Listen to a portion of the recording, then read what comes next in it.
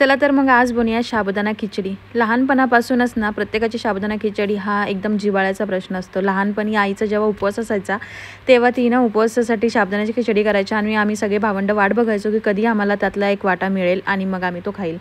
बरं तुमच्याबरोबरही असंच होत असेल। चला प्रत्येक महाराष्ट्रीयन घरात प्रत्येक महाराष्ट्रीयन प्रत्येकाबरोबरच हे झालेलं असणार आहे, आय एम शुअर।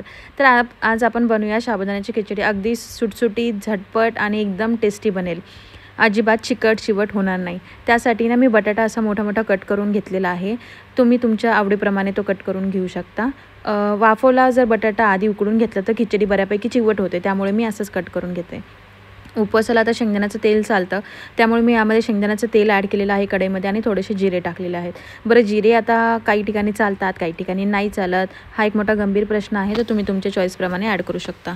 त्यानंतर मी त्यामध्ये बटाटा टाकलेला आहे आणि मिरची जी आहे ना, तुम्हाला कट करून टाकायची असेल तर कट करून टाकू शकता, पण मला मिरची अशी मिक्सरमधनं बारीक करून जास्त आवडते, त्यामुळे मग मी ती जराशी दरदरी अशी करून मोठीच मिक्सरमधनं काढून मग ती ॲड करते।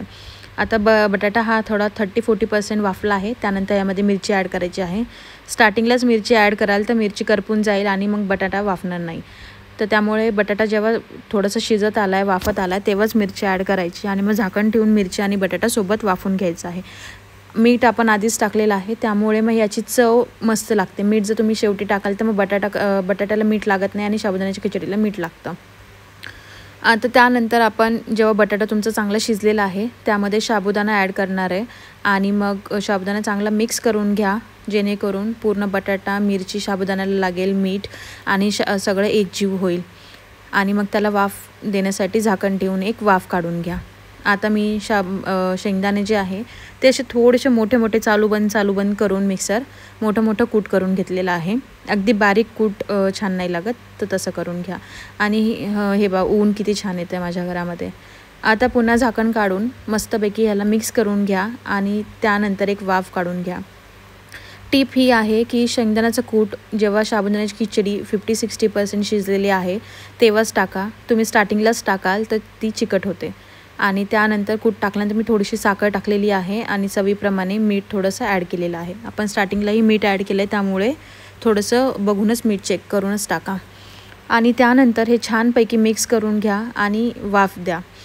त्यानंतर मी याच्यामध्ये ना दही ॲड केलं आहे। हो, तर दह्यामुळे खिचडी अगदी छान फुलते। एक एक दाणा, एक एक शीत तुम्हाला आहे ना वेगवेगळं फुलेलं दिसेल, अजिबात चिकट होत नाही। जर तुमच्याकडे दही अवेलेबल नसेल तर तुम्ही 1-2 चमचे दूध टाकू शकता, त्यामुळे साबुदाण्याची खिचडी कच्ची अजिबात राहत नाही, ती व्यवस्थित फुगते आणि चवीलाही खूप सुंदर लागते। आणि दही टाकून मिक्स केल्यानंतर एक वाफ काढून घ्या। आता खिचडी करताना ना सारखं त्याला हलवत जा खिचडीला, अदरवाईज ती खाली चिटकायला सुरू होते आणि कडक व्हायला सुरू होते। बघू शकता एक एक दाणा वेगवेगळा झालेला आहे खिचडीचा आणि फुगलेली पण आहे, व्यवस्थित फुललेली आहे, साबुदाणा मस्त फुगला आहे। सो नक्की बनवा आणि मला सांगा कशी वाटली। सोपी पद्धत आहे, प्रत्येकाच्या घरात बनते, ही नवशिक्यांसाठी होती।